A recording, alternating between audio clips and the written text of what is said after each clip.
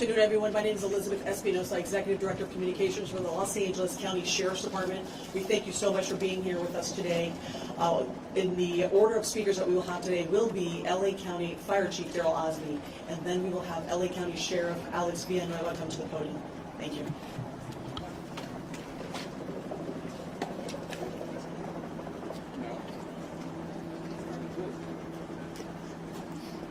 Let's go live with Chief Darrell Osby of the County Fire Department. Good afternoon. My name is Darrell Osby, and I'm the Fire Chief of the Los Angeles County Fire Department. I want to thank you for coming here to today's briefing of the Willow incident. Today, shortly before 10 o'clock at 9:47 a.m., the Los Angeles County Fire Department received a 911 call of a potential helicopter down in a brush fire at the intersection of Los Virgenes Road and Willow Glen Street in the city of Calabasas in unincorporated Los Angeles County. Upon arrival, our firefighters discovered approximately a quarter-acre brush fire that resulted from a crash on the hillside. The Los Angeles County Fire Department initial response was 15 pieces of apparatus and 56 personnel that consisted of paramedics, engine company, heavy rescue, truck company, hand crews, and aircraft, and a chief officer to oversee the incident. Upon arrival during the incident, and upon arrival of the Sheriff's Department, our two respective departments entered into unified command to handle this incident. Our firefighters on scene indicated that there was a debris field in steep terrain with a quarter-acre brush fire that was occurring at the time. Our firefighters hiked in to the accident site with their medical equipment and hose lines to extinguish the stubborn fire, as it included the brush fire, debris from a helicopter, and the fire also included magnesium, which is very hard for our firefighters to extinguish because magnesium reacts with oxygen and water. In addition to our firefighters hiking into the incident, we had one helicopter flying to the incident with firefighter paramedics on board. Those paramedics were hoisted down to the incident early into the incident. They did a search of the area for survivors. Unfortunately, all the survivors on board were determined to have been perished. Firefighters and hand crews worked to extinguish the fire while carefully preserving the incident for investigation. Currently, this investigation is still ongoing. I would like to turn this over to my sheriff to continue the press briefing.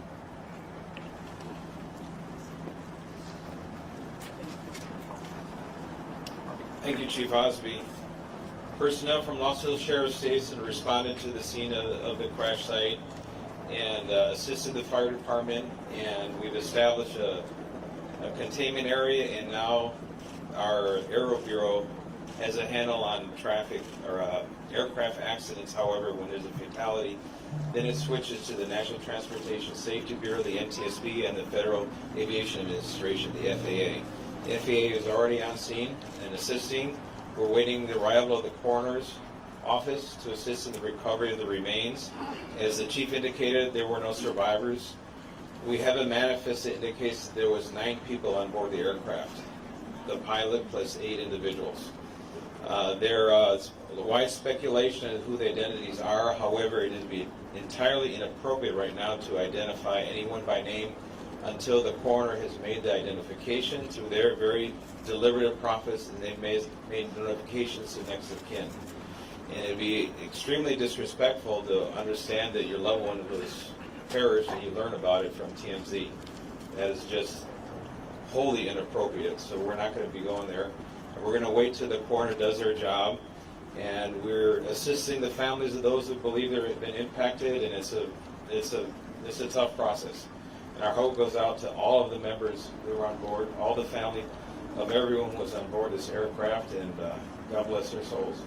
So at this point in time, we have nothing that we can add until the coroner does their job, and we'll be making those notifications when we have the information and we know the next of kin have been notified, then we can release the information publicly. And you'll be notified in subsequent announcements. Sheriff, if the there's one manifest thing says you 9 can and 4, confirm. does that Do we mean there were have a 9 bodies? confirmation actually of 9 bodies there at the scene? That is our belief, yes. So we realize at this point there are so many questions, there's a lot of information out there, and again, we understand, there's a lot of information that's floating, but we certainly have a responsibility and an obligation out of respect, of course, for the families, and this is a very difficult time for us all, for the city. We have the mayor here of Calabasas, also city. We thank them for being here, and in fact, they wanted to pass on a message that for those in the community that want to gather here or coming to Calabasas, if you do, you are welcome to join others at the Dianza Park here in Calabasas, and the cross streets there are Lost Hills and Las Virgenes. Also, the Sheriff's Information Bureau will be sending out updates as to when there will be, if there is one, a press advisory out, a notification of another press conference or any other updates through our Twitter. So please look for that. And again, we thank you so much for being here today.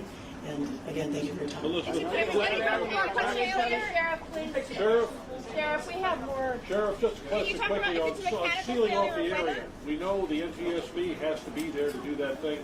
Is the public going to be able to get anywhere nearby, or is a stretch of Las Virgenes going to be shut down for an indeterminate period of time? It remains shut down for an infinite. Is it How really big of true an that area? the Any city idea? is still on Enough site? to keep it. You refer to it as heavy fog in the area? That's their own meeting.